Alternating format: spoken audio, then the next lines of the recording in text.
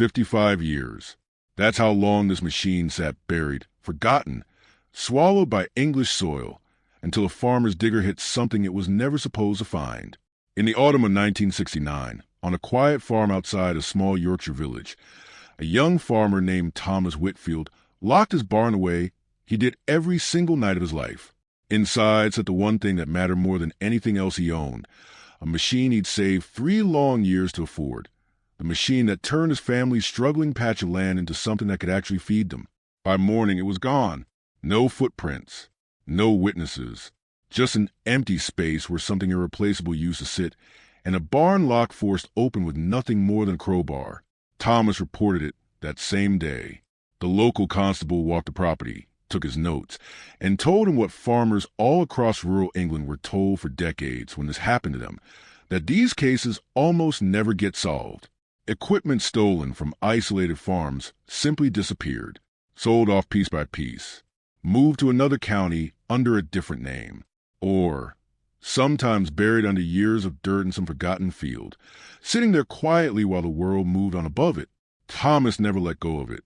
His wife remembered him saying the same thing year after year, almost like a prayer. One day, someone's going to find it. Neighbors humored him. Some thought he was chasing something that was never coming home. But he kept a photograph of it pinned inside his workshop door for the rest of his life, right beside the tools he touched every single day.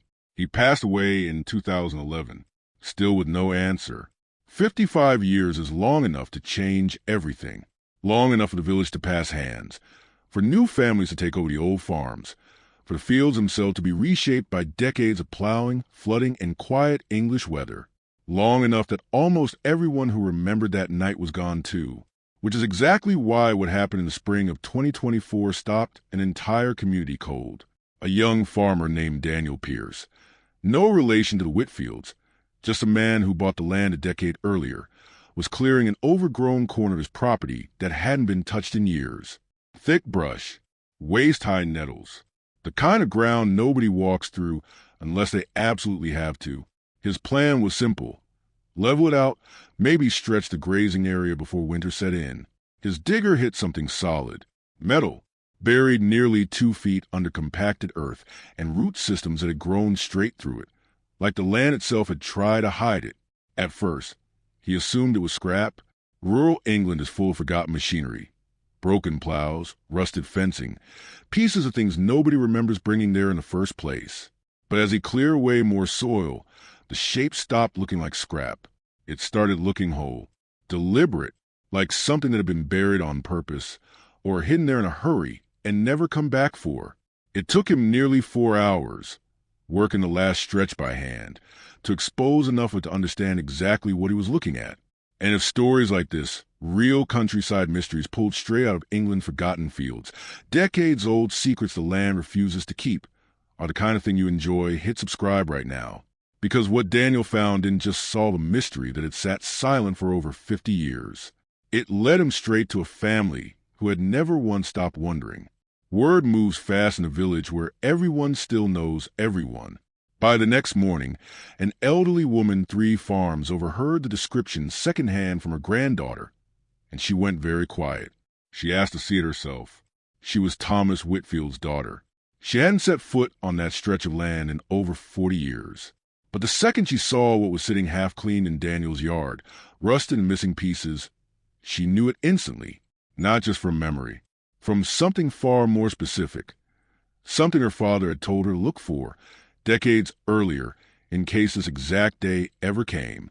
Her father had told her more than once, in those quiet years before he passed, that if the machine ever surfaced again, there would be one way to know for certain it was his. Not the model, not the color, long faded under rust. A mark, something he'd scratched into the metal himself, years before it vanished, hidden in a place no thief would ever think to check. She asked Daniel if she could look underneath, near the frame, close to where the engine housing met the base. He had no idea what she was searching for. He simply stepped back and let her look. It took her less than a minute to find it, scratched into the metal, faint but unmistakable under decades of rust.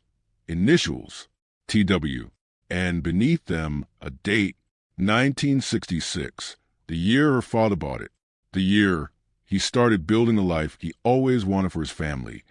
3 years before someone walked into his barn in the middle of the night and took it away from him.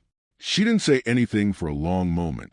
Daniel later described it as the kind of silence that fills a room when something finally makes sense after 55 years of not making sense at all. Then she simply said, "It's his. It was always his." Word of what happened spread to the village within days. And then further, the way stories like this always do once someone posts a photo online. A machine gone for 55 years, buried in a field 2 farms away from where it was stolen, found by a man who wasn't even born when the theft happened, identified by a mark left by a farmer who never lived to see this day. It had all the pieces of something people simply couldn't stop sharing. What made it stranger still was the location. The field where Daniel found it sat on land that, back in 1969, belonged to a different family entirely, one that had sold up and moved away decades ago, long before Daniel or even his parents' generation had any connection to this village. Whoever stole that machine hadn't taken it far at all, just far enough, buried a stone's throw from where it was taken, likely within days of the theft itself, and then, for reasons nobody will ever know, never came back for it. Maybe they got caught doing something else. Maybe they moved away and never had the chance. Maybe they simply died with a secret. The way so many rural mysteries in England quietly do, not solved, just forgotten, until the ground decides to give something back. Local historians who got involved once the story picked up traction believe this kind of theft was far more common than most people realized during that era.